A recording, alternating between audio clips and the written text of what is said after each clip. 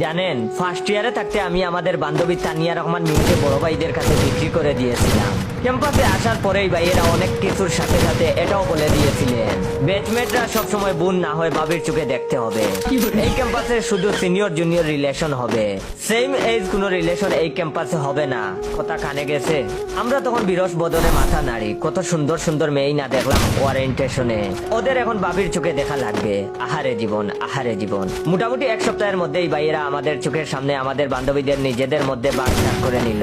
অমুক বান্ধবী তমুক ভাইয়ের বউ, তমুক বান্ধবী আবার অমুক ভাইয়ের। ঝামেলা বাঁধলো আমাদের আরেক বান্ধবী তনিমা মিমকে নিয়ে। সুন্দরী হিসেবে ভাবি হওয়ার দৌড়ে মিমের অবস্থান সব সময় ছিল উসাইন বুল্টের কাতারে। আমরা যে রুমেই যাই সেই রুমেই দেখি মিমের কোনো না কোনো বক্ত পাওয়াই যায়। শেষ পর্যন্ত হিসেব করে দেখলাম মিমকে সিরিয়াস পছন্দ করে 4 জন বড় ভাই, আনিস ভাই, তুহিন ভাই, কবির ভাই আর জাহিদ ভাই। আনিস ভাইয়ের রুমে আমি কড়া রেক খেয়েছিলাম।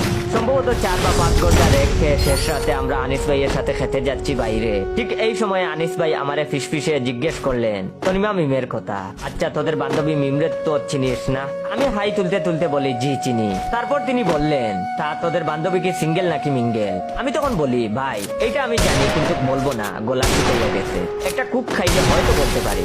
আনিস ভাই আমারে কুক, কেক, চা, কলা আর চিপস খাওয়ায়। আমি তখন পাই আমার উদ্যোক্তা হওয়ার প্রথম পার্ট। টাকা কামানো এত সহজ, তাই তো ভাবি বিল গেটস এত তাড়াতাড়ি এত ধনী কেমনে হইল।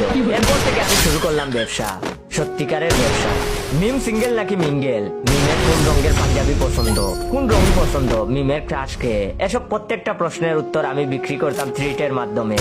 ভাইদের আকারে ইঙ্গিত করে বুঝিয়েও দিতাম মিমও ওনাদের পছন্দ করে।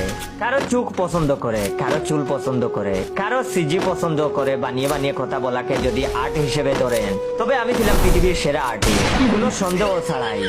আনিস ভাইয়ের থেকে আমি খেয়েছিলাম সালনান গ্রিল, তুহিন ভাই খাওয়ালো পুরা বাড়ির খিচুড়ি, জাহিদ ভাইয়ের থেকে খাইলাম জমজমের তেহারি, আর কবির ভাই বললো চল জয়দেবপুর চল, ওরে ফুল স্টপে খাওয়াবো, তুই জাস্ট আমার নামে মিমরে সুন্দর সুন্দর কথা বলবি।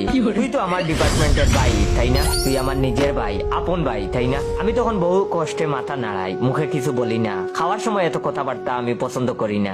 মিম কোন ব্র্যান্ডের পারফিউম ইউজ করে, কোন ব্র্যান্ডের কলম ইউজ করে, সার্ফ এক্সেল নাকি হুইল ইউজ করে, এসব তথ্য আমি বিক্রি করা শুরু করলাম। একটা তথ্য দিলে বিকেলের নাস্তা হয়ে যেত। টিএসসি নুডলস বা ক্যাফেটেরিয়ার চপ জীবন সুন্দর। এর মধ্যে শুক্রবার চলে এলো, আমাদের সেন্ট্রাল মসজিদ আবার মেয়েদের হলের সাথে লাগানো। এমনিতেই জুমার দিনে সবাই সেজে গুজে নামাজ পড়তে যায়। আমি তখন ভাইদের সাথে আলাদা আলাদা চুক্তি করলাম, পাঞ্জাবি পরে মসজিদের সামনে দাঁড়ালেন। মিম হলের বারান্দা থেকে আপনাদের দেখবে। আমার কথা শুনে আনন্দে জাহিদ ভাই অজ্ঞানের মতো হয়ে গেলেন। আনিস ভাই বেনসন এন্ড হেজেসের পুরো প্যাকেটটা আমাকে গিফট করে দিলেন। কবির ভাই বললেন নামাজ